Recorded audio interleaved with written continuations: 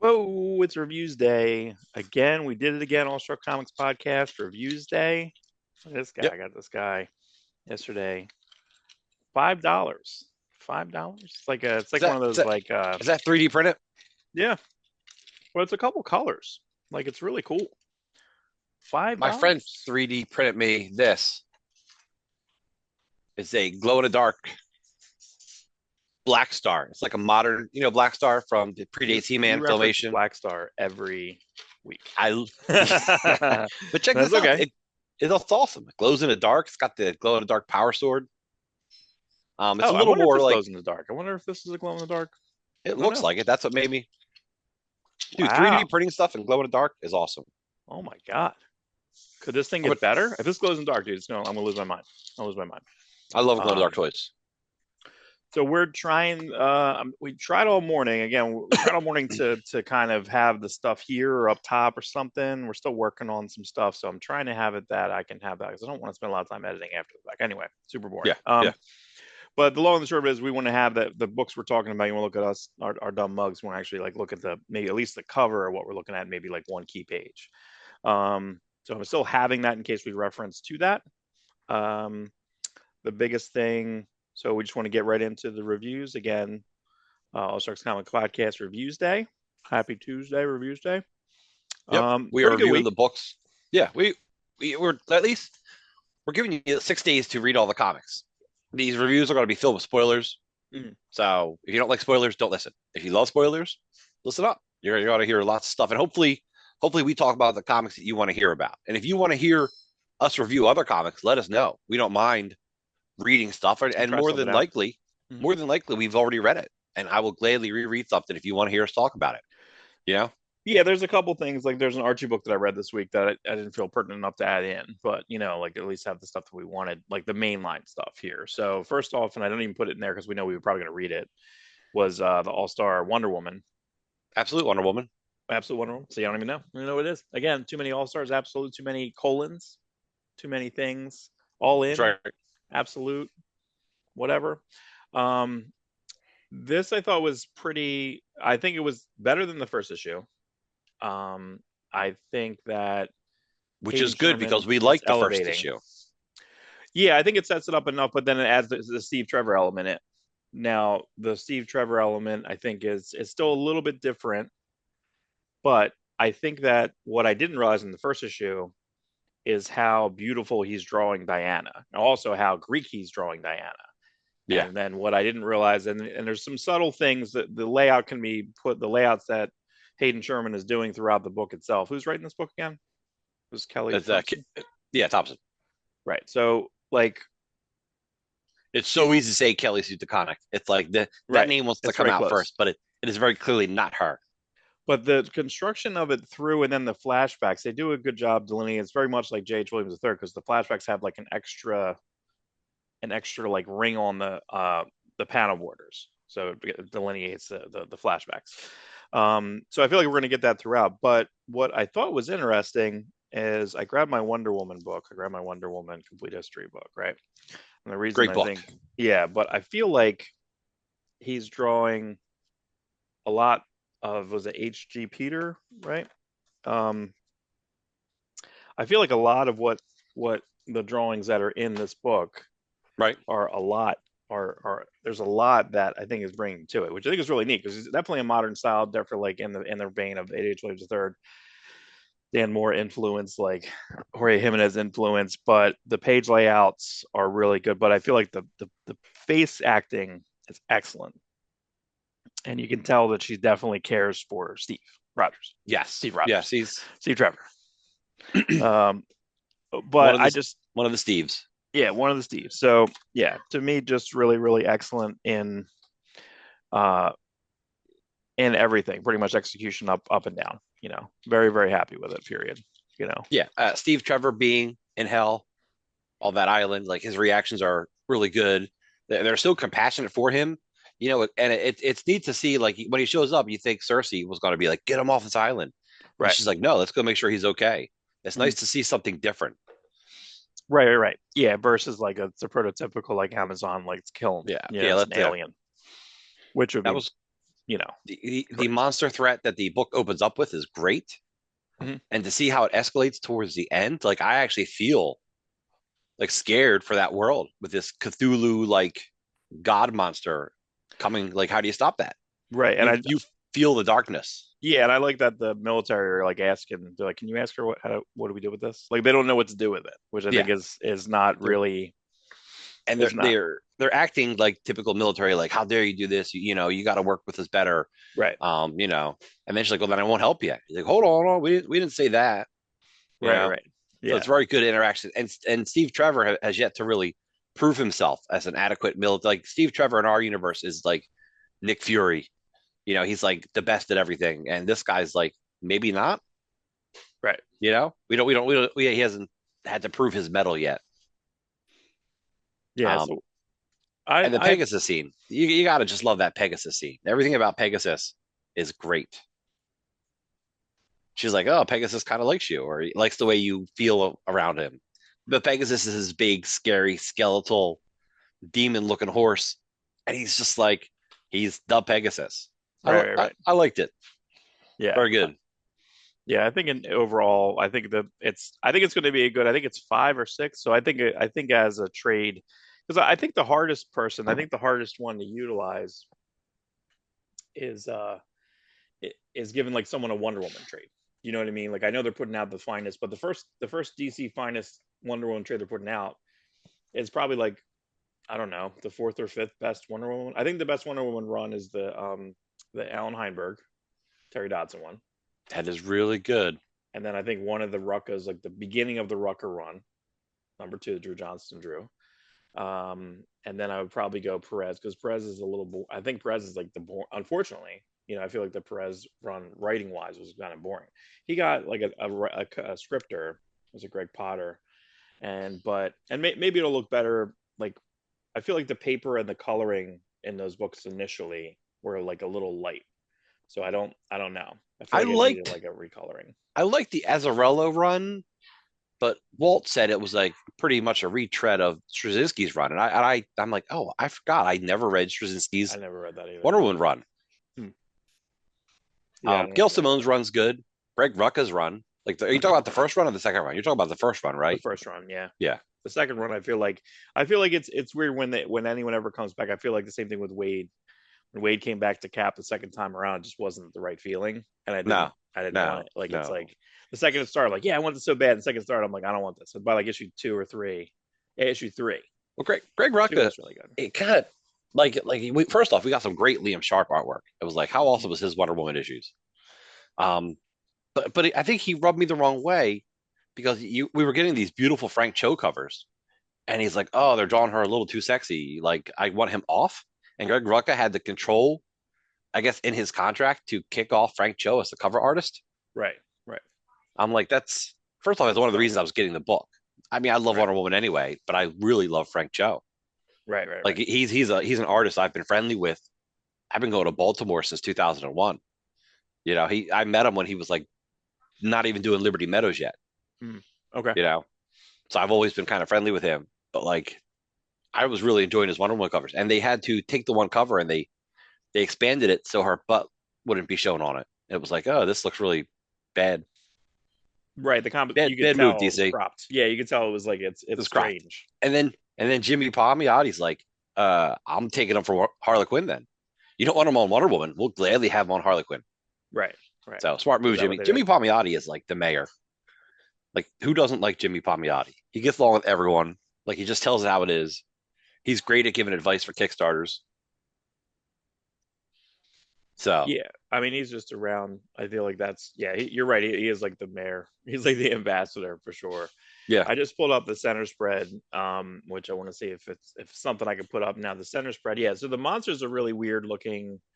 It's a kaiju essentially here. But even like looking at the art on that center spread, that's a 5713. If you pull that up, um, you can't really like I don't know. It's really his inking style is really strange, Like I don't know.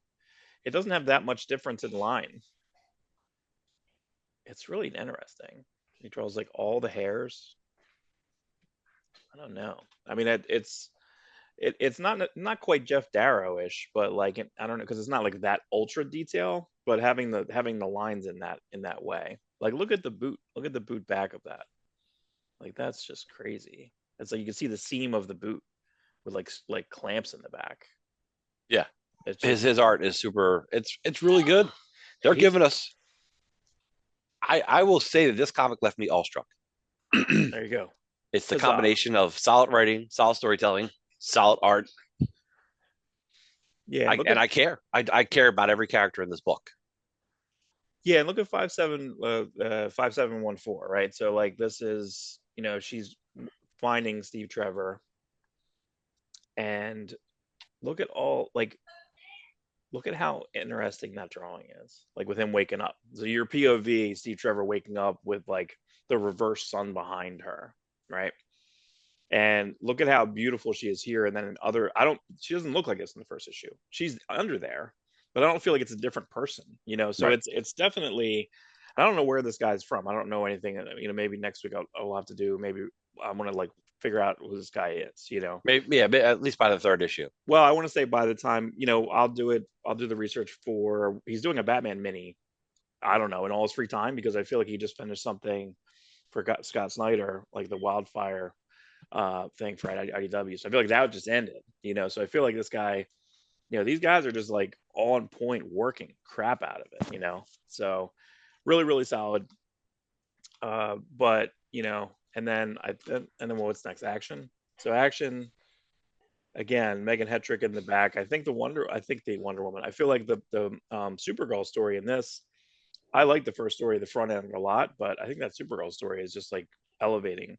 Be nice to. I guess they're going to do some type of trade of it. You know, Hmm. that would be in. I think that would be really good. And then there's one more issue of this, two issues of this left. It was 12 total, wasn't it? Yeah, I don't know what part this is anymore. I'm like lost in it, but again, still really, really, still super, super solid. And that's Wade, Clayton Henry, and then Mariko Tamaki, and then on the back end, let's put this up real quick.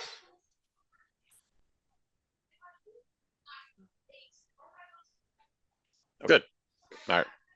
So Action Comics still going good. Mark Wade, the lead story is still good.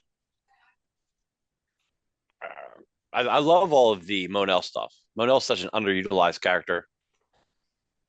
Yeah, I guess I've the always only felt thing that. that, like, I don't know, and we'll get into Superman after this. Like, we'll get into Superman a little bit later, but I guess the thing that I don't know is that I feel like that there's a lot of setup that Wade's doing, but I don't know. He's not on anything. Like Wade's not Yeah. going to As far something as as far as after we this. know, he's doing these 12 issues of Action, and then maybe Dan Slott's taking over. Yeah, we don't really know. I know. Yeah, there's a couple writers that they're rumoring in that are No, going to no, no. be. I think It's already solicited, right? It's got to be I don't solicited. remember. Who's He goes back to yeah? monthly. It doesn't go. It doesn't. It's not weekly or Correct. It bi-weekly. doesn't stay weekly. Yeah, they should do something I weekly mean, for detective, and then like can get detective back on because they're still off numbering. no, So detective should not be weekly. no, but don't isn't aren't how off are the numbers? Action's behind by a fair decent amount because detective stayed bi-weekly Oh, maybe they are doing it when because it's 14 issues. So this is 1077 for action this week, and detectives 1091. So 14. So maybe they are doing it. Maybe they're doing it, Rob, and you didn't even know. let's Maybe they're hope. trying to do it. You know That's what? They fine. probably heard this podcast. They're like, you know what? They're right. They are right. The We are awestruck guys are right. right. We are right. Um, so colons, the Batman, the Long Halloween Batman Long Halloween Right, right. Last Halloween 3. This one I think was the biggest stretch because you have Mark Chiarello. Mark Chiarello mainly, I was thinking Mark Chiarello as a colorist on Hellboy stuff, on Yes. initial stuff for Magnola.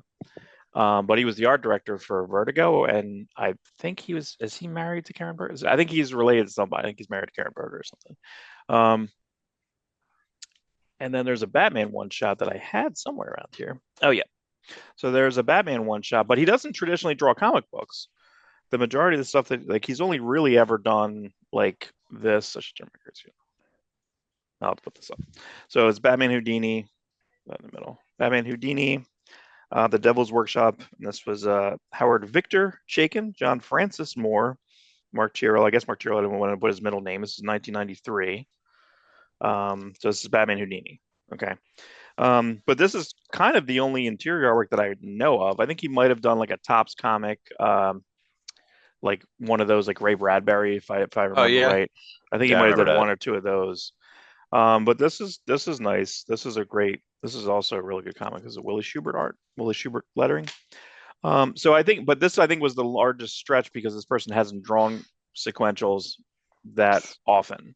He mainly does books about, I believe, ball players. He has like a retired ball player like books, like coffee table books, basically. He'll do like Oh a neat. painting of the ball player and then like a short bio of it. He Um, I felt like at first I'm like, is he just taking Tim Sale panels and like reconfiguring them? right, Because right. Well, because I want to say he's the Catwoman looks verbatim Catwoman when in Rome, like verbatim, like yeah. down to It, the coloring and everything. So this almost there's times you almost feel like you're reading a Tim Sale comic in this.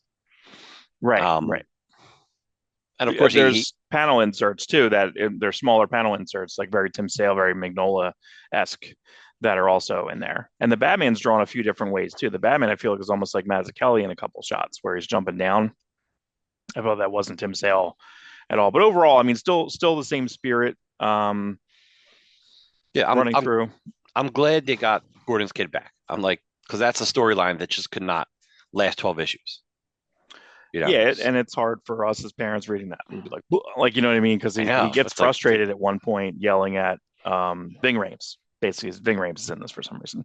Yeah, there's a police detective in this, and it's like very much like model Bing Rames. yeah. So the first time he came on, I'm like, like that's what I mean. I'm not sure if I'd be an editor, if I'd have trouble like with guys like Diodato Jr. or Brian Hitch when they'd be drawing like just a person, or even like Greg Land.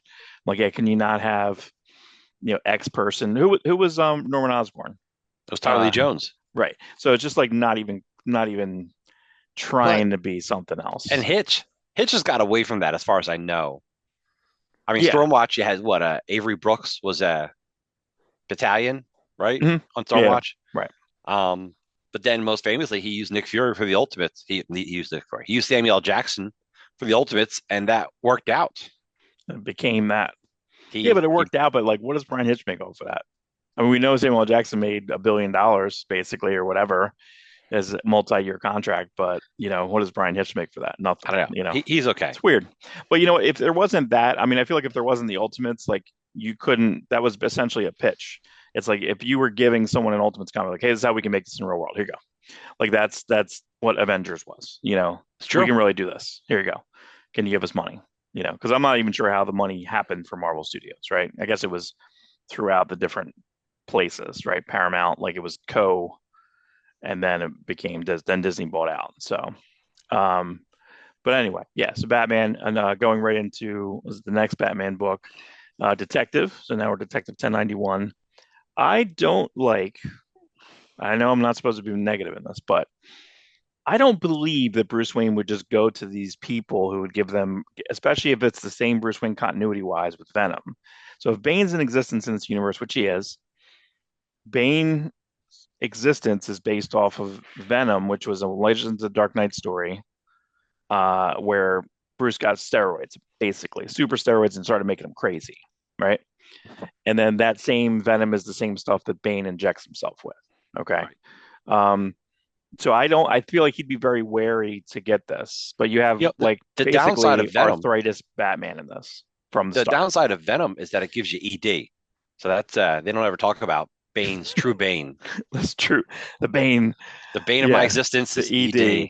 Yeah. Well, there's other pills for that. You know what I mean? Then you just get just pills on pills on pills. I That's just right. don't. I don't know if I would believe that Bruce Wayne would just like kind of hang out with these scientists. You have to explain a lot. I feel like you'd Here's have to you know explain a what lot of things. I feel There's a that lot of Bruce scars all over Wayne. his body. I feel that Bruce Wayne, once he found out about this, did the research. So he's probably like, yeah, this will work. You're filling it in. You're giving Tom Taylor too much He, credit. I think Tom Taylor just writes. I don't I think think Tom he's Taylor writes, and he writes good. I think I really like this Detective Comics. He's done 2 issues so far, and I feel like it's very interesting. It moves. The art is good. It's Um, more accessible than the Ram V one. Ram V, you had to be it's from the very start. accessible. You You're can't right. read a Ram V like once you got in that second storyline, it's over. This is the best Mikel Janin. It's most away from. There is a one panel that I didn't like where he did a cityscape and didn't over Photoshop it out. He did the buildings in the front and then he does a back, and it's barely turned. It's barely you can just slide it over a little more. Slide, so it's a little bit more cartoony. It's just a photo is back there, But I feel like he's going away from. I think there was one thing I actually sent you. It had Bruce Wayne. I think he was on the beach. I literally think it's just a picture of some guy, and then they just like lightened it a little bit because it just there were certain things about the drawing or the drawing that was just like a person. But I think all the work on this is really. I think and it's kind of crazy too. He's doing the colors up and down. He's also doing. I don't know if he's Yeah, getting he's this doing a lot of from. work for this. I don't know. I'm just. Is it a lot It's. of work? He's doing. I would imagine. I mean, you have to know the color theory out. Like the page when the 5691 page, like look at that. So you have like, the purples, the oranges, you have like the iceberg, you have a blue, we have some cityscape. Oh, there's a picture back there in that the bottom corner, bottom left corner. There's a picture of a building, New York or whatever, or Google Images, whatever. But I just yeah, but I mean even that. So I guess that's too like is that faded? I feel like a lot of action. I feel like the person who like kind of changed a lot of action is James Harren. So James Harren, I feel like when he was drawing BPRD, I feel like the speed there's a little bit of blurring here. It might just be ink blurring. Daniel Warren Johnson does it too, where he does like it looks like it's almost like the Chris Bacalo, whatever, Pacello. where Bacalo would like put it on his photocopier and he would like move it while he's photocopying it. Like he had a photocopier. So a lot of Shade the Changing Man just had this bleed where and that's what I feel like he's doing this action like this. Like I can't tell on the foot that he's doing here. Remember, and then he's also doing white lines. So he's doing white action lines. There's a lot of work. Again, there's just a ton and ton of work. And it's not as if like see normal studio system, you have a penciler, inker, colorist, letterer. So you got three of these all done. But there's so much intricate coloring here more so, I think, than Otto Schmidt. Otto Schmidt doesn't have this. He's not doing this range. I can't say he's not, but I don't think he's doing this level of range. And it feels very much like that he's taking notes from the way Jordi Belair has been changing All Star Jordi Belair, color of the first book. Right. I feel like this is half her coloring now, but also half the coloring she's doing. She's doing this weird pastel coloring in Bird's Prey for Leonardo Romero, Leonardo, whatever. Um, So yeah, but this is the best looking book. Did you like the Superman portrayal in this? I don't I know if I did. liked it. You did? Yeah, I liked it because I think that Superman knows everything that Batman goes through. So like any advantage Batman can get, Superman thinks probably Batman should take it. Now I don't know Right. if Batman thinks he should take it. It's out of character for Batman. Is it though? I mean, we take medicine. This is just the next step. I'm sure. I'm back and forth on whether or not Batman, like how you started off this review of this comic, but whether or not Batman would do these things to make himself stay a little younger. But when you look at the like what he's already done to his body, if this is a chance for him to stick around longer to save more lives, Mhm. it's very back and forth. Yeah, it's a little hard. It's a little hard to figure out. But he did take Venom, and I'm sure if you Right. went back into Batman's past, I'm sure he's popping ibuprofen. I'm sure Right. whatever it is, I you just know, think that the security he's not against functioning drugs. is I just don't know if he would give his body up on like his body's taken so many things. How can he possibly explain all this stuff that's on his body? The scars, the stitches, it's not Alfred anymore. Like like fixing them up. You know, I guess so. I mean, I guess he'd be shot with like testosterone, and I guess I don't know. I feel like they just gotta like blink and be like, oh, Alfred did. Now we were just kidding. I don't know. I just don't want this. I don't like the without Alfred because I feel like anyone picking up this book No, just think Alfred's in it. that was a that was a poor move. Tom King's, I sometimes I really want to love Tom King, but he I thought does I so thought many of that the was same not things all the his. time. I thought that wasn't his idea. What, I thought killing he was Alfred? against that. Yeah, It was in his run, so in the end, it's in his run, but I feel like it's not. We'll have to circle back to that. I'm pretty sure editorial made him do that. that he didn't really want to do that. Hmm. Maybe I'm wrong. One of You us know, is right. one of us should do research. No, Never. Never. we'll do research. We'll do some research. All right. So next, so this is. Let me. I just want to look at something real fast. Okay. Okay. All right. So Justice League Unlimited. All right. Is this the team? This is not really the team we see in the book because There's everyone's the no team. there's no team. It's who's chosen for that adventure. You know what's funny is I had a concept. My friend and I were doing a book in the '90s, and I mean 1992. Like this, we're gonna pitch this to Image, and it was called the Blood Hunters. And I'm like, we wanted to make this team that was like 200 people. We wanted like 200 people on the team, and they just pick and choose what adventures. And like, like the first cover, we wanted to have a fold out cover, like Shaman's Tears, of all 200 characters. How much tears? Shaman's Tears. And we're like, how do we do it? Like, we could have them in space one issue, and then we have another poster where they're underwater.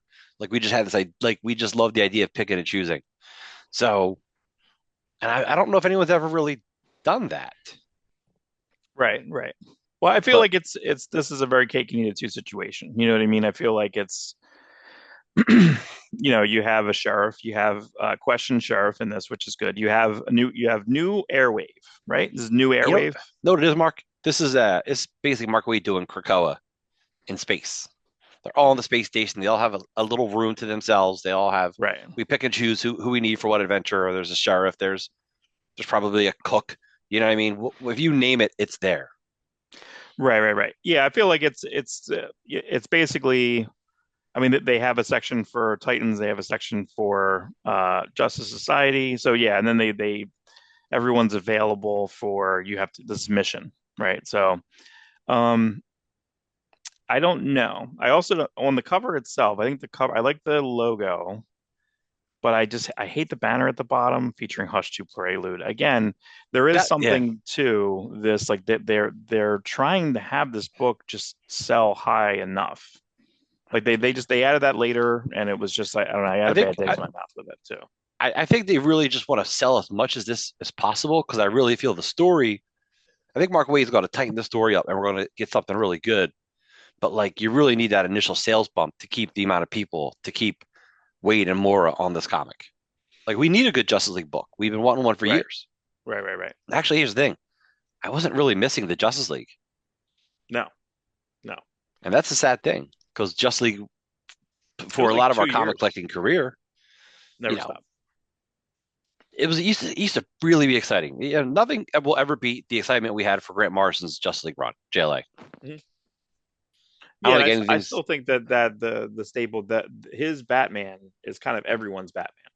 yes, That I have files on everyone, and I will be able to defeat everyone. The first storyline of the Grant Morrison, everyone is taken out of the seven except for Batman, and then Batman basically gets everyone back. yeah. So So I'm hoping this book gives me those good JLA feels. It's not. It's a totally different book. Um, but like I'm hoping there's stuff in there. Like I felt like this issue had some good stuff in it. They're fighting the War Wheels, which is a Justice Society trope. You know, uh, you have your traitor. You know, whether he's being controlled or not, we don't know. well, see the issue I have with that is that I feel like he just did this in World's Finest with the new characters that they had, the new like orphan character Oh, that they use. didn't they end up calling him Thunderman, Yeah, yeah, yeah. But they which pretty is like, much, but from the second or third issue, he's like, I'm really a bad guy. Like we kind of knew, you know, like oh this kid, and then he's going to betray him later. So I feel like they did. I feel like they did this not even 2 years ago. They already did this type of storyline. So, but I do like the Flash taking them around. You have to have the exposition, so you have to have the you know the everyman narrative character that you follow, so you can get the geography of the space yes, station, basically of the satellite. Um, you know, I think the Black Lightning, I thought was great. I thought Star Sapphire. I guess the tough thing I had with Star Sapphire is I feel like they reboot Green Lantern so often. I just feel that Carol's always just in like a business suit and just yelling at Hal. Like I feel like that's the only thing that's her character. yeah. So to have her here and like as almost like not necessarily a veteran, but not brand new either. Um, I don't know if I'll have to up into that. I just find it strange, and I guess that's just I understand that there was a lineage from like Gil Kane as Star Sat, like all the way through up to now. But Right, I feel right. like And I've Jeff read Johns did so many such a good job reboots. with her. Yeah, Even turning the Star Sapphires into the I don't know what color, the violet spectrum mhm. of the Green Lantern rings. Right, So right. it's cool to see her used. Yeah, I mean, overall, the Dan Morris stuff was pretty good. I think the coloring on this, so this is Tamara Bondvillain, but I feel like when they were looking at the rainforest at one point, I'm like, what am I looking at? Because there's all these energy crystals over I, top of it. yeah, yeah, They're like, we need to get more people down here. I'm like, what am I looking at? I don't know what yeah. I'm looking at. The Why do we second need more picture, people? the second picture shows it better. Right. There are these little Audrey 2 looking, Black Mercy looking things. Yeah. But see that, yeah, it's Audrey 2 slash alien pods, right? Right, Alien right. eggs. So I'm just like, we gotta come up with something different. We gotta, it feel like those have been the same for 30 years, 40 years, 50 years. I don't know, old aliens, almost 50 years, 40 something. So Dan Moore doing double duty. It's interesting that they have both of them come out the same week too. I feel like this is kind of overload. So you have Superman, different art style. Now, if you look at the Still covers, Dan it's Mora.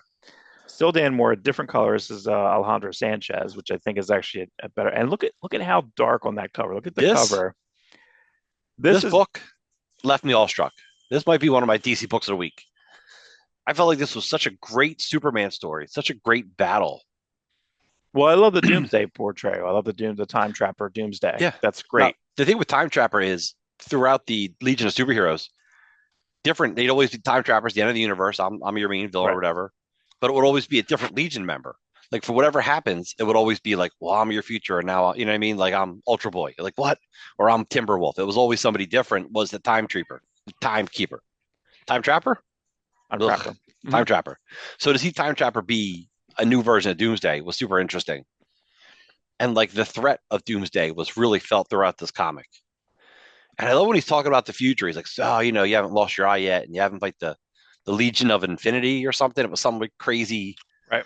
hyped Right. up version. Like this didn't feel like Yeah, that center spread was great. I don't think I put it in here, but yeah, the center spread was great. The center spread was just, and then you probably just looked at it, you're like, oh, I know what that is, but I don't know what that is. Like that yeah, reminded me of very 90s. It was like the exile costume, sort of, like, but that's right. not exactly. But then he had white hair and a different one, but a different symbol. Did it not feel like a Williamson comic?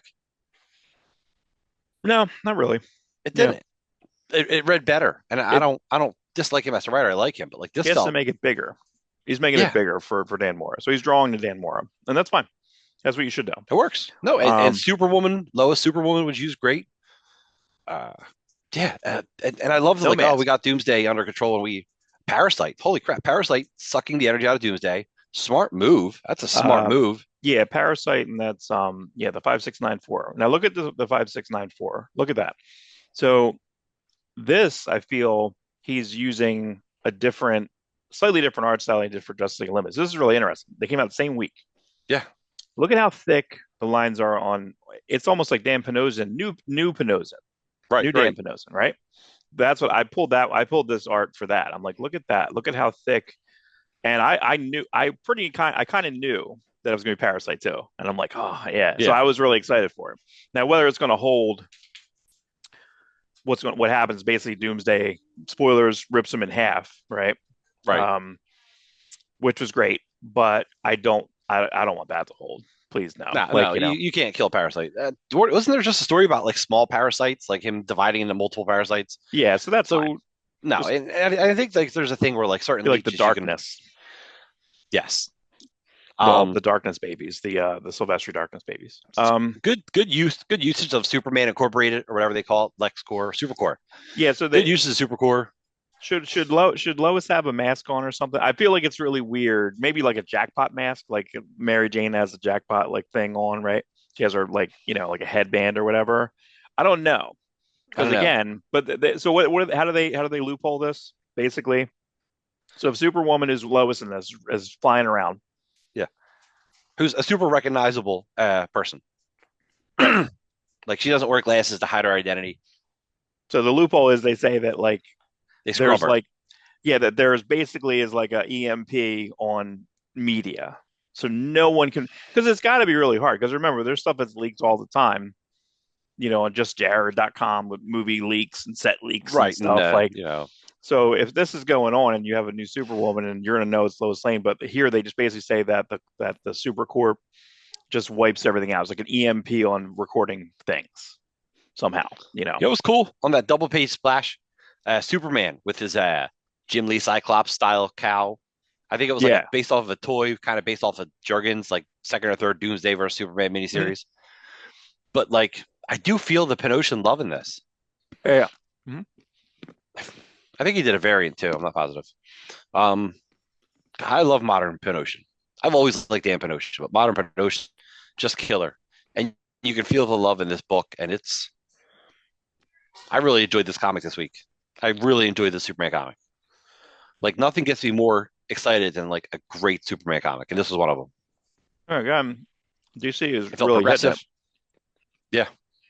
Now, moving to Marvel, Amazing Spider-Man 62, Legacy 956, Eight Deaths of Spider-Man. I guess I'm a little confused with this.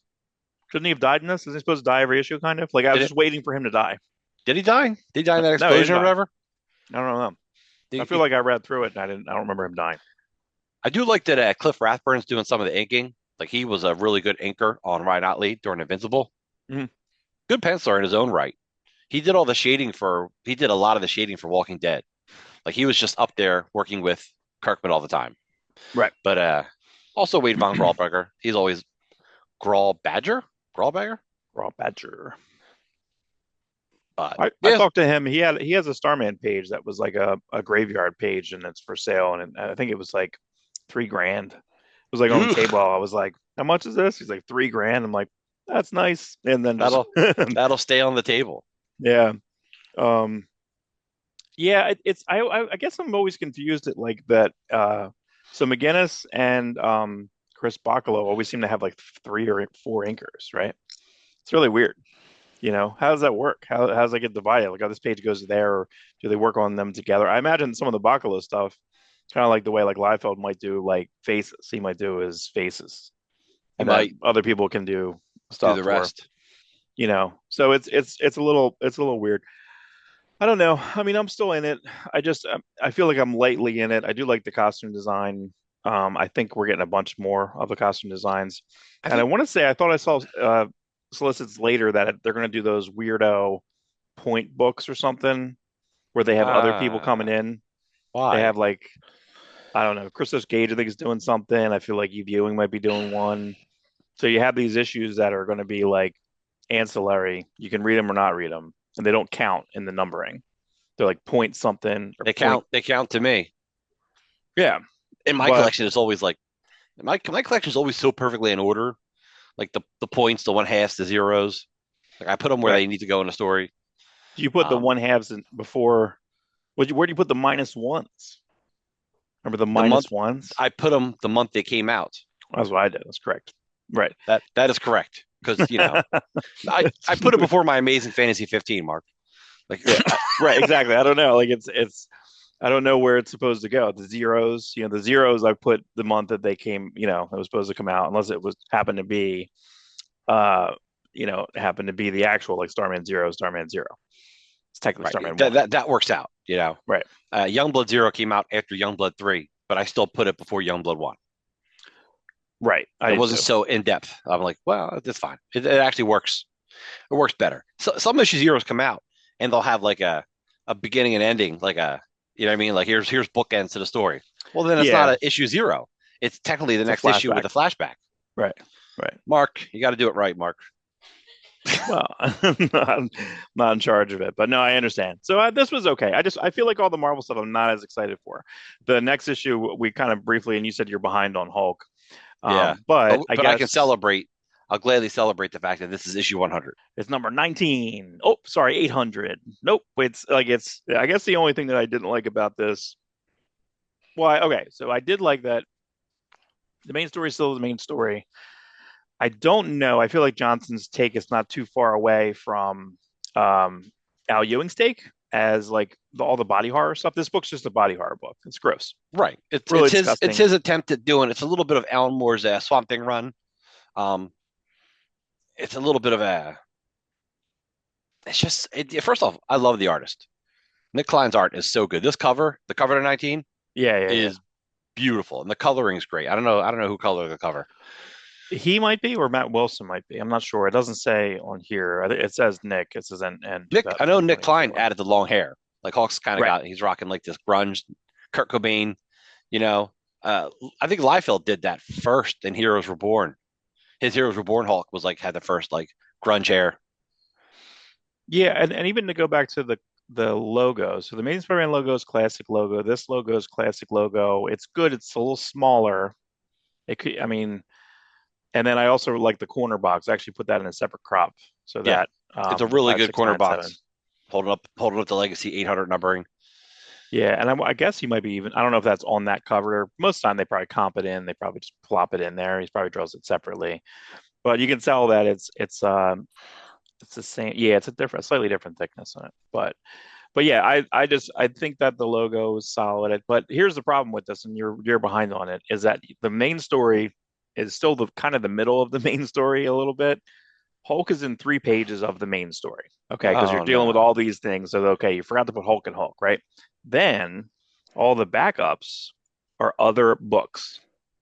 So you have a Amadeus Cho story, and then they kind of have then you have a She-Hulk story. They have an Amadeus Cho Hulk story.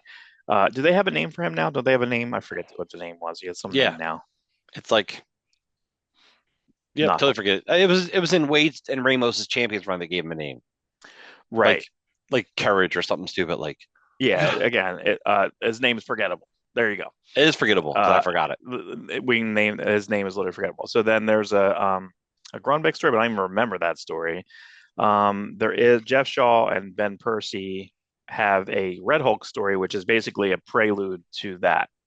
And the only thing that's weird about that story is that I really like Jeff Shaw's art, but he has this where uh, Red Hulk is going after this fat guy, right? This fat gangster looking guy. And it looks exactly like Penguin. He looks so much like the Colin Farrell Penguin. I'm like, what are you doing?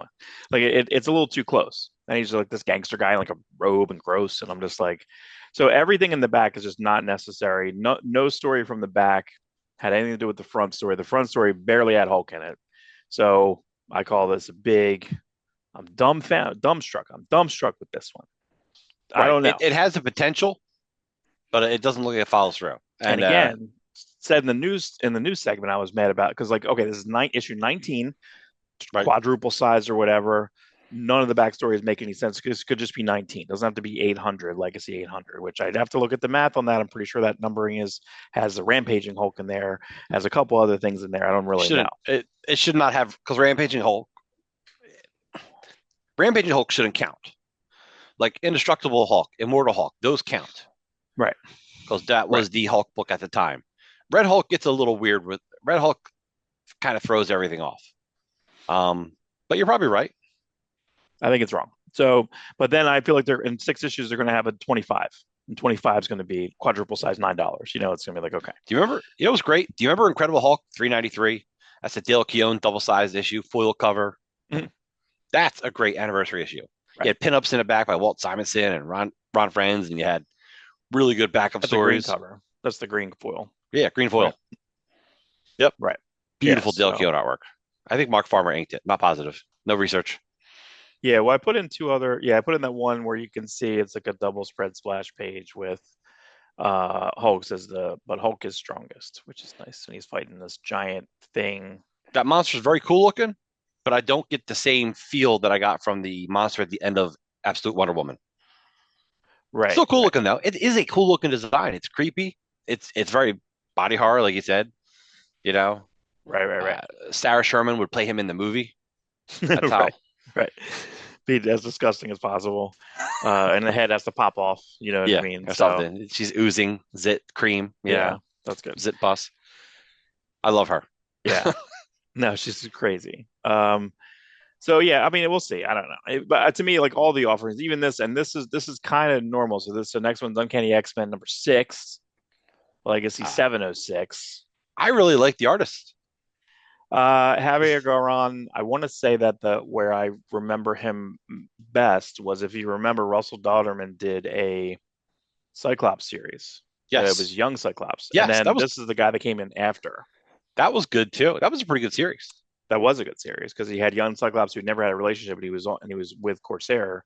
Also Right. was helpful for Corsair, who was Cyclops' dad, who just kind of took Spoiler. off. Spoil. Well, it's 40-year-old, 50-year-old spoiler. Um, but Cyclops' dad basically took off and never knew him or Alex. He just went out with Starjammers. He's out. Peace He's out. like, I Peace out, can't get Earth. back to Earth. Okay, I guess my. Well, he thought his kids were dead. That's right. Yeah, but the kids didn't. The kids knew their dad was out there somewhere. So, um, yeah, really fun. I mean, this was really fun. Um, I did like it's funny because I feel like every time there's an X-Men book, they're going to put in 3 or 4 characters. Right? This was literally straight 4, and then the cover literally says like "Welcome new students," a David Marquez cover, and I'm like, I don't want new characters. I have enough characters. But I feel like they do a good job with Wolverine leaving the team for right now until probably issue 6 or issue 12 rather, in 6 more Right. issues. Bringing them into that, having a students where they are now, like a makeshift school, which the cover is really fun with that too, is that it's just like a broken down place. So, yeah, I mean, not bad. I mean, again, this is the best things that I think Gail Simone has written, period. And, Yeah, overall, I'm good. I'm good with it. So, it was a good issue. Thumbs up. yeah, that was great. And then, so wait, am I off here? Oops, hold on one second. I feel like I don't have my sequence right over here. In the wrong thing. What's after this? Do I go to Indies or I go to Image? Yep. Go to Image. And then what did I have for the Hornby one? Yep. We can start off with Hornsby. Hornsby and Halo. So I went Hornsby and back and Halo. I went back to read the Ghost Machine Zero, the one shot, because I had to read that prelude story. Because I Okay. feel like I did read it, but I refreshed myself there, read this. This is with the Peters. So do you Right. remember what they worked on previously besides this? This is the third time they worked together. Is it the third time they worked together? Yeah, so I think they did the Rifle Brigade, Adventures of the Rifle Brigade series, and Okay. they did the Mighty. The Mighty actually was going to be what I was going to say that, Yeah, which I never read, which is crazy because I love Superman archetypes. yeah, that's a Superman archetype, but he's all alone in that world. So it's weird the way that they put that out. They didn't put out it wasn't Vertigo, it was like DC, and it was just like I think a 8 issue series. And I didn't realize this too because I was looking it up this morning to make sure I had that right that it was the Mighty, and I was looking at it and Image put that out last in 2022, 2 years ago. Yeah, They put out he a retains the rights version of to it. that. Yeah. Right. So that's interesting. I don't know. This was the light, but I don't know. This is like this kind of feels like This is it's very light. This is lighter than the Rockefellers. yeah, this is probably not for me, you know what I mean? But like I think this would be good to give to someone younger. I just don't I agree. yeah. I mean not Um, the Hornsby production value is really good Hornsby's a though. horrible name. It's a It's not a bad great name. title. Yeah. I And you know what? It just feels like an Aspen comic. I think Aspen has something along the lines of this. yeah, that makes sense. I mean the production value I think is up and down. It's the best I think it's the best acting Snaberg. I feel like the issue with Snaberg when Snaberg we first was exposed to him it was in Starman. He came in after he started doing all the space stuff after Right. Tony Harris left. So Tony issue Harris. like 40-ish, 40, 50-ish area. Which I feel like I would like the space stuff more now, being older and like I feel like, when we do our big We reread, I'm I feel excited like for I'll the like that Starman. now. We want to do it's so funny. Everyone's gonna laugh at this. I'm calling it Starblood because what we want to do is go through an issue by issue review of each of one of our favorite comics. And Right. Mark's we're going to do Starman because we both love Starman, and I'm like, and then we'll do Youngblood, which is just like the antithesis of what Starman is. But I love Youngblood. And I'm like, you know Right. what? And I'm going to point out all the things that I love about it. Uh, So are it's just there kind of funny. are there 70 issues There's of two. Youngblood? There's not 70 issues. Like there's not There 70 plus is specials. Is it there really? is yeah. Are you gonna go all the way through an arcade and all that stuff? Our Uh, arcades and stuff people don't know about at all. yeah. So I People, wonder if you're gonna. So you're gonna take it all the way through. Mine's pretty easy. Mine's like 1 to 72 annuals and an 80-page giant. Like it's kind of easy, and a one shot, like the missed one shot. Like it's mine's gonna be kind of easy. there's about actually there's about 88 issues of Youngblood. If you can, there's about All right. 88. There's close to 100. We're getting close to 100 issues of Youngblood between the Strike Files, the Team Youngbloods. the mini series, the Oh, one you know what? You're shots. gonna have a lot of fun with that because well, I'll have fun with it too. But when we get into the strike files with you have some Matsuda in there, yeah, Yeah, Matsuda Matsuda, Jewish before, and chap. we'll Yep. talk. And I really want to talk about the things that didn't happen, or like for instance, Liefeld has plots by Joe Casey for a Youngblood strike file story, Jeff Johnston in a Youngblood strike file story. Um, so who else? I just heard someone else sent their story in too, and I'm like, what? So there's a lot of creators today who try to get in first through Youngblood. Hmm. I think the lead singer from Linkin Park tried to get in as an artist at Extreme Studios. Oh, The guy who died, sadly, I forget his name right now. Chester Yeah. something. Yep. Chester. Yep. Big. I mean, he was a big comics fan. Their first video has air wheels directly stolen from the Max. Oh, that's right. Yeah, yeah. That's funny. That's funny. But Homage. We won't say stolen. Comics, it's an homage. yeah, so Snaberg. Yeah, but okay. So yeah, so I'm excited for our own show. That's fun. I'm excited for not even like because even sometimes when I'll down like I'll find something on the high seas because I can't find it out in the world, right? So I'll find something, but then I'll go to like the back end of it, right? And then I'll look at like the newer artists that were popped on at the end of a series or something, and or a new writer, or like it's kind of fun to look at the end of it, or some of the nooks and crannies where we probably have Youngblood 1 to 4 in our brain without really missing a page. I feel like that's probably pretty close. I You're would say right. the first 5 issues of Starman 0 through 5 I have in my brain. I feel like that's pretty close. Um, Yeah, the books that we read when we were younger, especially the ones we read, Strike like File 1, 2, 3 I have in my brain for super sure. in your brain. Yeah, You know. for sure. Hey, do you know Youngblood yearbook, the first annual he did? What's Travis that? Charest was supposed to draw that. Oh, interesting. Yep, and then Wildstorm stole him by Mm. probably offering more money, which is weird because I don't think Liefeld got a chance to counter offer. Because it's not like Liefeld Wow. wouldn't have paid someone a ridiculous amount of money to draw. It's probably more about what Travis wanted to do. Like, 'cause I don't think Platt is a Wildstorm guy, right? So Platt stayed. Like, not that he was in the offering, Right. but Well, Liefeld probably learned Turner a was the lesson. other one too, right? Turner was Liefeld one learned there a was lesson probably arguments. and had him sign a contract. Mm. Because you gotta remember all these image guys and they were getting people to work for them. They weren't signing contracts, and which infamously blew up in McFarlane's face with Neil Gaiman. Mm-hmm. All Right. that stuff should have been locked down with contracts. And contracts, they sound like garbage, but like you really got to do it. For sure. Milligan and I were Yeah. talking about when we have people work with us for our comic. Dan is one of our best friends, and Brian was like, "Do we need to make him sign a contract?" I'm like, "I don't know. It's so weird to ask your friend to sign a contract." Right. Right. I mean, Dan's busy with Kansas now, so it's kind of out of the picture anyway. But still, like, it sounds weird. Contracts just it's like signing a prenup. Hey, you're the woman I love, but I make more money than you, so you got to sign a prenup. Do you protect your ass? You are a great Oh example yeah. of that. You bought a Prenup. house that she wasn't even on the deed or anything, No, and no. she I still bought the gets a house piece. before we were married. Yeah. W-2. I know. It's And so weird. You were intending to live with her. I mean, yep. And state of New Jersey. I know people love divorce law on their comic book podcasts. But yeah, state of New Jersey is if the intent on move-in day, if she moves in on move-in day versus move-in 30 day after, technically, it's so many things. There's so many things, and they're like, okay, well, if she gets X, I'm like, what? Like it's so when that was a 15-year marriage, 15-month marriage, 15 right, months. right. So wow, yeah, pretty fascinating. So anyway, Peter Snaberg, bringing it back. Yeah. So the Hornsby and Halo, I thought that again. I think this is probably his best work. But you know what it felt like? It felt like, okay, I like Tomasi stuff over here, and now that you're doing something later, I don't want it.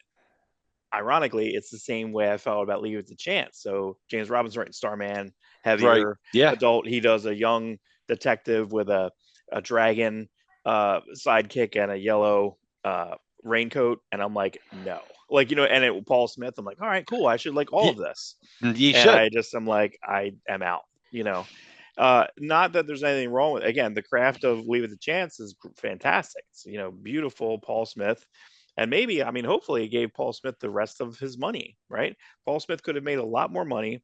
Jumped on his motorcycle, went across the United Yeah. States, only did a After handful X of Men, let's issues. finish that out. He got Yeah, when he got his yeah, money from X Men, his it's from the ashes. residuals. When he got his residuals, He's like, this is enough money for me to ride my motorcycle across the United States. And he left. Dave Cockrum, he left X-Men before he got that first check. And when he got that first check, he's like, well, shit, I would have stayed on X-Men had I known I was going to get this much money. Right. The Right. second time he was on X-Men. The second time. Right. Right. Right. Well, So Leave It a Chance is a good, fun book, but it's like, I wasn't like, I enjoyed it, but I didn't love it. Like right. I thought I was going to. Sometimes you get like a girl detective, and you're like, for instance, Friday by Yeah, I can't. Ed Brubaker. Yeah, I read 5 pages of that thing. Yeah, nothing wrong with it. okay, Great, you need fantastic to read story. more because it is not. It It gets takes darker. Yeah. does get darker. Hmm. Friday leads to a much darker weekend, Yeah. but it Yeah. starts off like we're 40-year-old men, and I don't want to read a book about a teenage detective girl. Right. Right. Right. Right. But sometimes when you love the creators, you give it that chance. Right. You leave Right. it to chance. Leave it to chance. There you go. So anyway, it was a fine book. I read it good. It's very kid friendly. Yeah, I'm a little bummed out that there's not a lot. Like, I feel like all the image stuff, there was like 10, 11 image stuff in the week, and I'm just like, I didn't really want anything else, you know? Like, I feel like that was the only image book. And I feel like there's a lot of other strong choices. So the next one we're going to Dark Horse is The Well, Serpent real in the quick, Garden. you Good. didn't read Void Rivals, right? Now, I jump right again, on the Energon books. mhm, right. Like I read that, as soon as I got home from work. I dug into that book, and it's hard to review a book that comes out every month and it's just solid. It's always solid. It's got cool scenes. It's got Hot Rod in it. It's got the Skuxoid, the pig-looking pointy teeth creature, Oh, yeah, yeah, yeah. and Okay. then you got the main story itself. So I always give Void Rival a thumbs up. Plus, it's Kirkman. It's Kirkman doing Kirkman. Yeah, well, that's the thing is I think Kirkman stuff is not, there's only like one issue of Kirkman that we can cite, as like breakout issue, which was the betrayal. That was more of a build up and betrayal. Oh, or the issue I would say with Al and the alien and like on the moon, that one's great too. Like, but There's other he, than there, that, other than he single issues, he's more about the body of work, which yeah. is great. Um, You know, it's got some good father son stuff in it. Kirkman's always been aware of like relationships, familial relationships. He's always been kind of good with that. That's one of his through all his comics. I mean, Walking Dead itself is right? just a commentary on the family dynamic and what you do in that type of situation. No, for sure. Yeah, for sure. So yeah, I mean, I have to catch up on that. Maybe I could do that today. I don't know. I'm in like 7 rabbit holes, so I don't really know. It's gonna be hard. It's gonna be hard to figure out that. Plus, I want to figure out how to edit the stuff and all that stuff. Anyway, Yeah. so All right. so here's a Well, series I was let's get to move excited on. for. Yeah, it's Dark Horse has The Serpent in the Garden, Ed Gray, and The Last Battle for England. I have the cover in the chat, the 5701. I don't remember seeing this little thing over there. So they don't have like a Hellboy thing, but there are characters and people that they have like side, like Panya, the little witch girl. I don't know if Mhm. that would fall in this like curious objects thing. So you literally have like an onion logo under the Dark Horse logo. There's a lot Right. of stuff going on. So you have a top banner from the World of Hellboy. That's kind of been the same. I'm used to that. That's okay. It's not Okay. cropping away. That's fine. He's not called Edward Gray here. He's called Ed Gray. A little weird, So it's not Edward Gray, Witch Hunter, Witch Finder. Like it's not like this They the they you don't want the normally have title it. to be too long, Mark. Yeah, the Serpent in the Garden, Ed Gray, and the last no colon. That's here anyway. The Serpent in the Garden. I didn't look at the indicia. The Serpent in the Garden, Ed Gray, and the Last Battle for England. 3 issues. Now I really feel Right. like, listen, I've read everything on this. I've read every BPRD thing. The main issue with this is you're bringing in Hellboy in Hell, the death of Hellboy. You're bringing in Witchfinder. You're bringing in a billion elements altogether. Okay, Correct. I feel like he needed Tom Sanowski or Christopher Goldman on this thing. I feel like Mignola's not. It's too scattered. And I've read all of it, but I feel like there's too much recap. I feel like I'm not. I don't want him recapping stuff. I like that when you go to Hellboy in Hell. I don't even think they'd say that. Oh yeah, his heart was ripped out. And now he's in hell. I don't even think they get into it. He's just in hell. Like you don't have to read the previous storyline. So this is like so continuity heavy. Like it's like, oh, here's Nimue the witch. Here's the pig guy Grokslok. Like there's so many things in here. And yeah, I'm sure it's like I'm sure for Mignola, he's having a blast at it. I do love Ben Stenbeck, and he had a great miniseries last year that didn't end well. And I don't know if we'll go back to that, but it was one of my favorite series from last year. His artwork's gotten, I think, a lot better, and I'm not sure. I've used to feel this way when Mignola would have a mini. I feel like he would do some layouts. I'm not sure if that's true. I don't think it is, but Hmm. there's a couple parts in this where I feel like there's just a panel, just Yep. of like of just like Just a he yeah, does do some that, and leaves, that is a yeah, Mignola trope. Or or a here's bird, there's a skull of a character or something. It's like, yeah. Here's a huh? grave. You know, it's Here, not here's related what's at going all. on outside of these people talking. I actually really like this book. It's Oh, you been read it? yeah, Oh wow, I didn't know if you'd yeah, read it because I know dude. it's like it's deep. You know. It's pretty easy to understand actually on a surface level. Like, Mm, yeah, I might be missing stuff. I've 85% read everything Hellboy really deeply and probably 15% skimmed it because my love of Hellboy, it just hasn't been the same, I guess, mhm. lately. So I always try to look through the new books, but I don't like really dig deep. But 85% of Hellboy, I've read everything, every BBRD, every miniseries, Right. Witchfinder, Edward Gray, everything. Witchfinder's So fun. Yeah, I think it that's really is. fun. It's all good. It's a really great big universe. I just wish that Dark Horse had their own version of like Marvel DC apps or something with Hellboy. They Right. should have something up there because these books are great, and they should have a way for other people to read it because every miniseries has got to sell less than the miniseries before. Even hardcore people like you and Yeah. me are like barely hanging on. And honestly, I would have missed this book had we not talked about it. Right. And You again, know, that's what I mean is it's not called and that series that's coming out, that series that Mike Avon Oming that we talked in news a few weeks back is coming out. That's called something else too. That's called like I don't even know what that's called, but it's not called yeah, BPRD 1950. This it's just like here. we need we need legacy numbering for Hellboy. Yeah, you know what? There was a long time ago when I know Stan. there's a list online. You Yeah, can kind of like, there's a but it's a couple fan lists. list. There's a couple lists. There's one guy who does it chronologically, and now he just has to constantly change it because everything from 50 No, down yeah, no, is thanks. constantly changing. Yeah, so I don't know if I I can don't, I read it don't, that way. I don't like reading stuff chronologically. But Like, that's the success of the Hellboy movie. The newest Hellboy movie is like, here we go. I Like keep that's it. forgetting about that movie. I want to watch it, and I just every I weekend love it. comes and goes so fast. I love it. Yeah, I'm just gonna have it on. I feel like as much as I everything I saw about it, I didn't like. I didn't want it. I didn't want it. And then I saw it. I was like, oh, I really like that. And then I keep thinking about it. I keep thinking about. I think that guy, like to me, if you could make an AMC show like that and just do it, like that would be perfect. I feel like that would be good. That guy, his name is like Frank Casey or something. I don't know who this guy is. You know what Like I mean? there's, Like I feel like you're right. I feel like that if you could do the makeup cheap enough, give me that show. he doesn't have to have his chest out. He does in this, and it's cool looking. But even Right. then, but I even know that like the David Harbour, and what I think is really fun about this, and we talked about this in a previous show. I like that the Del Toros are the two Del Toros are the Mignola drawings, right? Um, I want to say that the Duncan Fegredo is the David Harbour one. That's Duncan Fegredo's this I agree gross, with that completely. and then this Hellboy is a Richard Corbin. Like it's Yes. completely so you have three different Hellboys. You're like, oh, you're on the third Hellboy. I'm like, sure, but you can read the Crooked Man. Like you can read any of the Mignola stuff separately. And they did a hardcover recently, and it was tempting to get, but some of it I already have. I think in here. I think I have volume 6. Yeah. I put all my Hellboys up here. I put all my volumes up here I love those library recently. editions.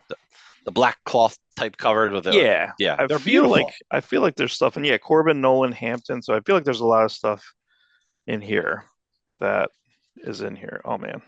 Yeah, these were the best presentations. They're not available online. Um, yeah, this what was really funny about this is I'm not sure if like my father-in-law from W1. This was like a Christmas. I don't know. Like I think the issue volume 4 or 5 came out, and I put them on there. And I think when they first came out, they were $50. These are probably 75 to 100 right now. If they put them out right now, probably 100. Dude, They were 50, and I I don't know if remember he got getting a them on. deal. Go on. Maybe that's what it was. Maybe he got a deal on it because I asked, W1 to put it on my list, and he bought me like 4 of them.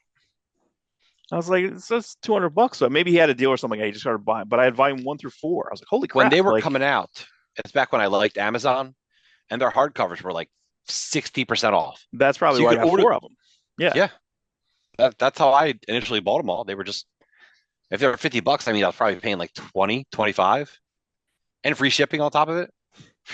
yeah, that's crazy. God, That's I really just got nuts. so many hardcovers through them. It was like, what a treat, though. I'd always come home to new hardcovers from Amazon. I felt bad, but listen, I only make so much money. And Right. without like, and at that point, I was getting like a 20% discount at my comic store, but it wasn't like, you know, when we had Legends, we were getting like 30 to much more percentage off, Right. depending on your mood. That's right. we, That's I right. found this comic strip. I gotta send it to you. It's so funny. Um, one day at Legends, I think my bill came like $80 and like 75 cents, and I had like $100 on me, and I'm like, come on. Chris Wilson was at the register, and Chris Wilson was like, I don't know, he a stickler. He was a stickler for things. I'm like, come on, just cut me off like that 70 cents. He's like, no, I can't. I can't do it. I can't do it. And then you backed him because he's your employee. So you backed him. You're like, oh, sorry, Rob. I'm like, Yeah. damn it, Right. now I got Right. to break this 20. And I'm like, but you said it in like a dickish way. And Milligan's like, what a dick. And then he drew this comic strip and it's like, Chris, he's like, what? I can't give you a 20-cent break. And then it's a drawing of you. It's like, I'm Mark and I'm an asshole. Oh my God. It's That's so funny. funny. Yeah, That's really funny. too funny. And then I find out, like, Ron was like walking out with comics. I'm like, what a hypocrite Mark was. Yeah, that was me. Everybody's money. Everybody else's money. That's fine. Yeah, listen, you gotta keep your store open. I But lost. also, I was spending like $100 a week on comics, so I started opening screens and I like lost the screen. Okay. Am I still recording? Okay, good. All right. you better. So next on the reviews was the Turtles. So we're in issue 4, the Donatello issue.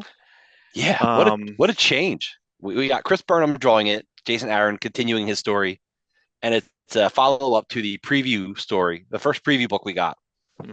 um, was of Donatello stuck captured in this mutant zoo where people pay to fight the animals. Yeah, And we get it's a like a cockfighting type of thing, or they're selling it, right? Are they selling two yeah, grand? You get to yeah, two fight. grand to come and you get to fight a mutant.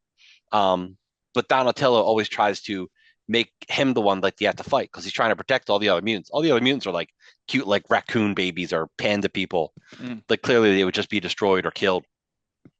But it's real creepy because he's skinny, he's underfed, and he's starting to go a little crazy. Like you can see it in his eyes. He's talking to this rat, thinking it's like knowing it's not Splinter, but still talking to him anyway. Rat's Ugh, dead. the, It's a dead rat. it's a dead rat. Well, I don't know. It was dead at the end. I don't know if it was dead throughout the story. I don't But think he's it like, was, but it might have died when he was battling. yes. But the turtles come and save him. Mm-hmm. Earth rate, and he says like, "Look, it's Splinter. He's reincarnated." And it's like a dead rat, and they're like, "Okay, buddy." It's Like got they're a just ninja. like, It's got a ninja star sticking out of the rat. Like, oof. But it was a good issue, good fight, and like Donatello succeeds. Like he beats this crowd of people that come in mass to fight him because one by one, all the people paying to fight him couldn't beat him, even right, though he's sickly and skinny and right. The security guards sell, and everyone is coming to for him. yeah, everyone he beat is coming back to fight him at once, and they pay Right. 4 grand, and basically the guy's like, oh yeah, kill him. Yeah.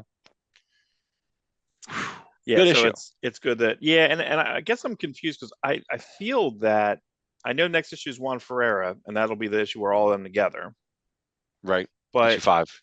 who's like I guess I have to go back and look at the solicits to figure out because I feel like Burnham was supposed to be the ongoing, right? I feel like I that was don't see. I that don't know. was I you don't think it was know. the four people because Burnham on that and you had Joel Jones, Raphael Albuquerque, It was always going to be 4 Cliff different from Chang, the beginning. right? But after that 4, I don't know what Jason Aaron's plan I was. thought it was Chris Burnham, but I mean that would be fine. That would be great. But I yeah, told this is definitely it's different. I mean it's different each issue. I think it's kind of nuts. Be it's a been a great really trade. good It's going to run. be Alpha. You can have Alpha 1 through 5, I guess. Because I imagine that everything's going to kind of I, culminate in the I next I one. think I've said this before. I love the Turtles as a concept so much, but I never really dive in deep. Like I didn't read the whole IDW run. No. But I'll Right. read Ronin. I'll read the Black, White, and Green. Like whenever there's a special, I read the Turtles Naruto comic. I don't really read Oh, Naruto, but Brian does, and he'll break down more stuff for me. That was a good one shot too. Turtles versus Naruto. yeah. So yeah, like I said, I love Turtles. I read the Image run by Frank Fosco and Gary Carlson. I read the Dreamwave run. That wasn't particularly good. You said that the Fosco one, the Frank Fosco one, that IDW reprinted that and they colored it. Is that Yes, right? Image put it out. Image put out like 1 through 22, black and white comic. Mhm. The first few had Eric Larson covers, which are really neat. But then Eric Larson stuck around to ink Frank Fosco's covers. But then IDW, when they got the rights to Turtles, they went back and colored the whole series. And Gary Carlson and Frank Fosco came back and did an extra 3 or 4 issues to complete the story. Yeah, that the I remember when I was young and I got City of War came out, and I think that whatever comic store I went to, I don't know if it was Rainbow. I don't know where I got it, but they gave me the City at War like cover. I'm sorry, the poster, the fold out 24 by 36. Oh, cool. And I remember having them, I remember hanging in my room, and I'm just like, oh man. So that was, and that is, I want to say, yeah, I think that's an Eastman cover. Um, and then AC Farley, I think, did the covers for the balance of it. And it was Jim Lawson did the interiors. And Jim Lawson, I want to say, like a year or two ago, did his own like for free, his own like continuity in his continuity book that he put out like online or something. That was pretty nuts. But that's the first time I recognized what screens were. It was before OMAC. It might have been around the same time as OMAC as the John Byrne OMAC. But I'm like, why? Who's drawing like this? Like the Zipatones, like that screens and stuff. Yeah. Like it was very interesting to try and like look at that. And oh, and also, and this was I wonder if I could find this. Probably maybe that's probably real expensive now. But was it West End Games? There was a Teenage Mutant Ninja Turtles like supplement to like another thing, and it was just a Teenage Mutant Ninja Turtles like book, book, role playing handbook, and all the art in there was just like through all these different people. And I remember just like looking at all the art. I don't remember who did that, but I wish I had that. I knew it had an Eastman cover. Do you remember how excited we were when we got a McFarlane pinup and a Eric Larson pinup in Turtles? Yeah, it's crazy. Yeah, that was we should have we definitely need to do a deep dive like rare art, you know. I've been doing some stuff where, I've been trying to look back at there's a couple people that have different people that they work on. Like so for example, like Andy Smith, who was in Bart Sears' studio, draws it as his own style now, but a lot of times it was just like straight up like Bart Sears ish. They were very interchangeable, especially when they would ink each other. But his They Instagram was I was looking some up for Gil Kane. Andy Smith's Instagram is like a Gil Kane tribute Instagram. Do you know this? I don't know if you follow him. no, no. It's ton like it's a history because I mean the first 50 posts or so that he has I went down are all like issue by issue Green Lantern up because I was trying to find more something out about something I'm looking at and I was like what where is this? There's no interviews or no there isn't really any coverage on the book that Gil Kane did later and I'm like how did he do this? Is this the last book? I don't know, like I can't figure it out. But yeah, overall like but there's a couple people that have like their Instagrams like they're artists. They're not even like that they're artists or that they're spotting another artist. And they'll be like, oh, here's a drawing I did. And so it's kind of weird. They could have a separate account. That's okay. That's fine. Next book, Flash Gordon, also still very consistent, still cliffhanger ending. Yeah, Still which very is great because high. they made Flash Gordon cliffhanger serials, right? Was that the whole? Yeah, So it's that's it. this book's doing a great job. Jeremy Adams and Will Conrad, what a creative team! Like this book is so good. Like I've always had a love for Flash Gordon. We talked about it in the past. Mine started from the Filmation cartoon, Mm. which then led me to being let down by the movie because the cartoon I felt was so much, I guess, just more serious. But now, like as an adult, obviously we like the movie for different reasons. The Filmation cartoon came out when? Like 1979. Oh, okay. Yeah, I'll But have to we probably caught it on like rerun somewhere because like I saw that before I saw Black Star, which is kind of bring up Black Star. What's your favorite? Filmation went from Flash Gordon to Black Star to He Man in pretty quick succession. They probably did Okay. Flash Gordon because they lost Superman rights. When did Yeah, they? it's What year did they do the Superman cartoon? I don't know. Wait a minute. Who did the '80s Superman cartoon? The one like that was like 87, 88. Was that Filmation too? I don't remember. It I was don't like think I 1 year remember of a that Superman series. cartoon. Yeah, it's like when I thought I was too old for cartoons at like 11. Like I'm Yeah, I think outgrowing they're this all stuff. boring. I think those were a lot of those ones in the 80s were kind of boring. That I didn't care about any of the. any of the DC character ones in that time. There were too Yeah. many. It was bad. It lost in competition, all the other stuff, between Turtles Oh yeah. and, it lost. It just lost. So No, I never really paid it attention was to it. like, you know what it was? It's because we love Super Friends as kids. Super Friends was like the best. But then we got Transformers, G.I. Joe, He-Man, Black Star. So we were like, this is what we're into now. Voltron, you know, we're into this now. So when Superman came back, you're like, meh, Right. Right. meh. And until we all become obsessed with Batman after the 89 movie, and then dig into the cartoon in 91 or 90? 91. 91. Yeah. Yeah. It took a while to get that cartoon done. Right, but that cartoon was basically you're just kind of like adapting the same sensibilities from Batman Adventures, from the Bruce Timm over. So they're doing a similar, but they're just kind of turning it up a little differently, And that had it was Lex Luthor in that.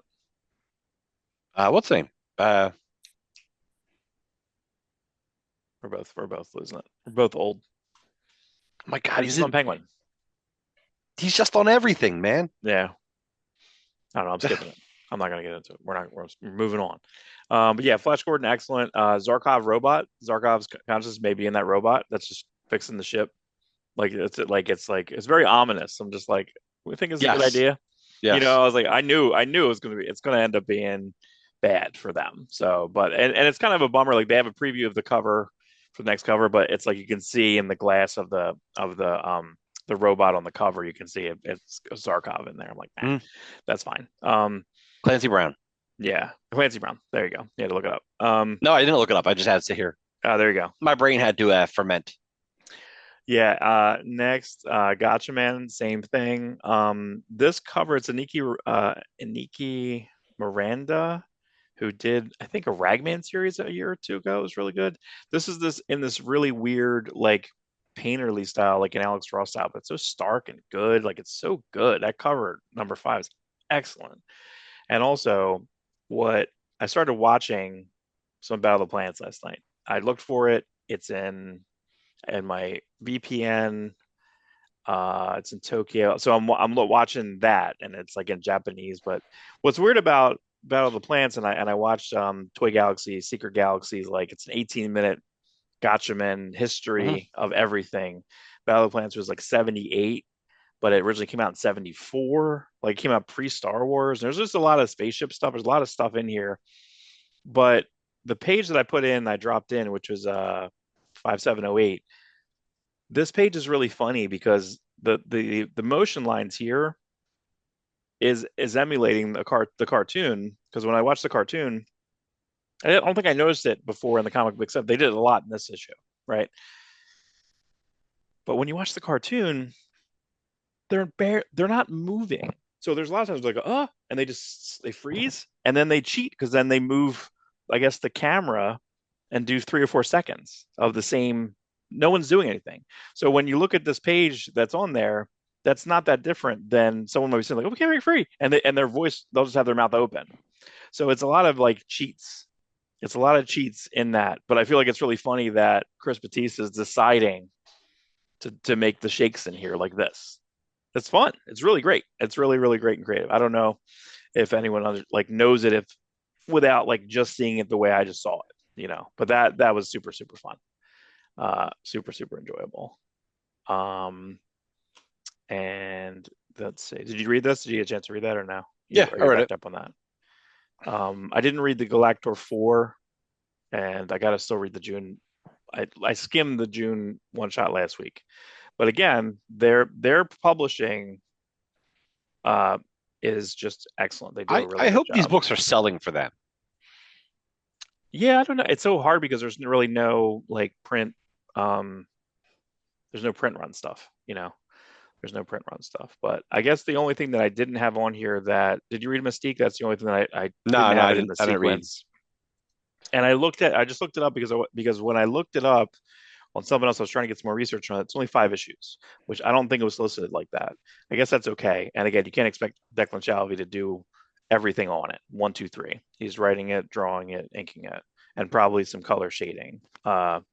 He's like half coloring it, basically, with Matt Hollingsworth. He's laying it out on that because if you see his artwork, he'll either put in shades on where he wants what. The cover is great. Next cover is also great. It's excellent. Two Nick Furies in it. But again, like I said, this and the trade's coming out, and I'm so mad. The trade's coming out, and they're not taking the old Nick Fury, which is probably was it 5 issues? I can't think it would be more than 20, 25 pages max. Like I can't imagine it would be more than that. But it would be such a cool thing to have like that Nick Fury story. I guess it doesn't make sense. It's a Mystique trade, but like it should be this Mystique trade, and then you have like a 25-page prologue because it's a direct sequel to that thing. Huh. It's a direct sequel to it was like Civil War choosing sides, Right, right. whatever, and every main story was whatever. I think the first issue of this was the main story, and then every issue post it was the second story. So it was the second story in the majority of the book for the rest of the series. But it's not collected. There's no way to collect. Like this is the only opportunity in which this and maybe Shelby gets a miniseries a year like this. I'm not sure. I know he's plenty busy with what he's working on. Right. Yeah, yeah. He's at IDW. He's at he's at Dynamite. So he's plenty busy. Sure, but yeah, this is super fun. This is super fun. I guess when this is done, I don't know what this is selling. You know what I mean? We don't know what type of contract he has here. Like he's not exclusive because he's writing at 3 different companies right now. But that was it for me. That's probably my favorite book. We haven't figured out like we're not necessarily gonna do a pick of the week, but if that, I was awestruck Well, by Mystique, it for sure. Mystique was your favorite book? Yeah. Wow. Yeah. I thought Absolute Wonder Woman was going to be, but I admire how you'll see when you read it because there's 3 plot lines going at the same time. There's plot line with Nick Fury 1, there's a plot line with Nick Fury 2, and there's a Mystique plot line that is basically a Brotherhood of the Evil Mutants plot line because they do some flashback art in this. It's awesome. Like it's just like you see her in different costumes. You see a pyro costume in this. I think it's just his costume. He just decided to do a pyro costume in this, and I don't remember seeing it like that before. And I'm like, awesome. So I think for me it was Superman. I think I just really love that issue of Superman. Like if we were to do a pick of the week, okay. I don't know. If we were to do a pick of the week, like you pick Mystique, then I'll try to read that this week and before the new books come out. It's I guess we could figure out like we have to figure out like a favorite book. You know what it is? It's not so much the favorite. It's like here's a comic that like moved me a little bit. Resonated with us most. It did. It's the most resonated book. That's like usually rolls right off the tongue. Usually like Transformers will like resonate the most. Like it's hard to beat Transformers right now for me. Because I'm such a Transformers fan and a Daniel Warren Johnson fan. So it's a good combo. It's like when you get that good combo. Right. Yeah, I mean, I feel that there's a lot of teams doing a lot of good stuff. I mean, I'm kind of over the moon with these licensed books, man. GATCHMAN, great. Flash Gordon, great. Yeah. Oh, so that's okay. So I don't know. Can you go in? I might even have to cut this, right? I might cut this out. So let me make some things. I might cut this, but cut yeah, cut go it into out. Go into the Awestruck podcast. Because I might see if I can just cut this in and drop this in there. Go into that folder, the December 1st AWE folder and Google Drive and screen recording. See if you can find the screen recording in there. It should be at the bottom. Oh, is it your little video of Battle Planets? Yeah. I just watched that. Oh, you did watch it? Okay. Yep. So, all right, I'm going to put that in. But how fun is that? So let me see. So you have who's the first voice in it? The second voice, Casey Kasem, is in it. But like I feel like every voice that's in there are all people that have done stuff. The first voice is like, I don't know, it almost sounds like all right, give me a second.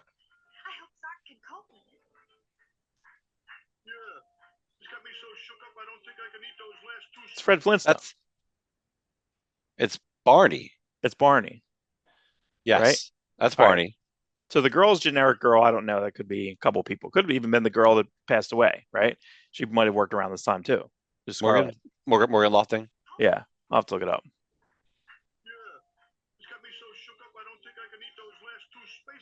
Well, gee, Fred. So that's Barney, right? Yeah. And then what about the ping pong? That is Casey Kasem. Right. It's Bumblebee. No, it's not Bumblebee. You're the Right. worst. Right. Right. But no, he's what, Shaggy? So Shaggy. He's Shaggy, and Right. he's Cliff Jumper. Cliff Jumper. That's what I'm thinking. The mini car. Yes. Like, hey, Guess Scoob. it's one problem All right. we Now won't be the end called of on to it. tackle. You can't fight nature. I didn't really recognize If it is the other. nature, it sounds just like the kind of nightmare Zoltar might Back to dream up. June. I'm sure Zark has his mind Now, fixed this on character- Zoltar's warped mind. I don't know what's going on. I don't think he speaks English. I think he just speaks noises, right? Whoever it's like the little kid guy, right? Probably like treatment for that, but And yeah, so it's really weird. So then he just plays drums. So there's a drum solo for like 25 seconds, and I'm like, wow, like, and it's just so hippie and so fun and weird because again, this came out in '78. However, I'm gonna try to do another shot of the guy. The other guy. Attention, G4. okay. But he just makes noises. It sounds just like the kind of nightmare Zoltar might dream up. Who is that? It sounds just like the kind of nightmare Zoltar might dream up. Sounds like it could be Michael Bell, but doing a younger voice. Michael Bell did Prow and Dan Gilvezan did Peter Parker for Spider-Man: His Amazing Friends, Bumblebee. Yeah. But he also did Bruce Banner. It's not Michael Bell. I've definitely heard the voice before. Yeah, it's really fun. So yeah, so I'm rewatching. I'm kind of watching those for the first time. So that's my in. When I watch that episode, that's when everyone's shaking. That's when everyone's like this. Yeah, and that's when I really realized it. So I want to edit that in. I want to drop that in because I really don't think that someone's going to come after copyright strike our video for a 20-second clip of a half of it's a drum solo. It's not like you got it from the official Battle of the Planets YouTube either, Mark. It's like that guy should be copyright stricken. Right. No, that clip I pulled from YouTube. That clip I just pulled it because that's what I mean. On the that's apps, what I mean. When you screen record from an app, sometimes it'll just be a black screen, and maybe the audio, maybe nothing. I think our new intro should be that drum beat with him going skiddly back, go get it, chirp, click, click, and then yours going over top of it. Yeah. Okay. All right. I'll work on that. Yeah. So much work. My for dad's nothing. sick. I can't go see my dad today, so that's what I'm gonna just be. He's got bronchitis, so he's like, "Don't come over." I'm like, "Okay." I was gonna bring him chicken. So, no dice. So, but yeah, so that's it for reviews. Stay tuned for more rabbit hole stuff down the rabbit hole, show and tell, etc. Thursday, we should give you a deeper dive into something wacky. Yeah. And then then the same old beat. Next Sunday news. Next Tuesday more reviews. Got anything special else for us to review? Let us know.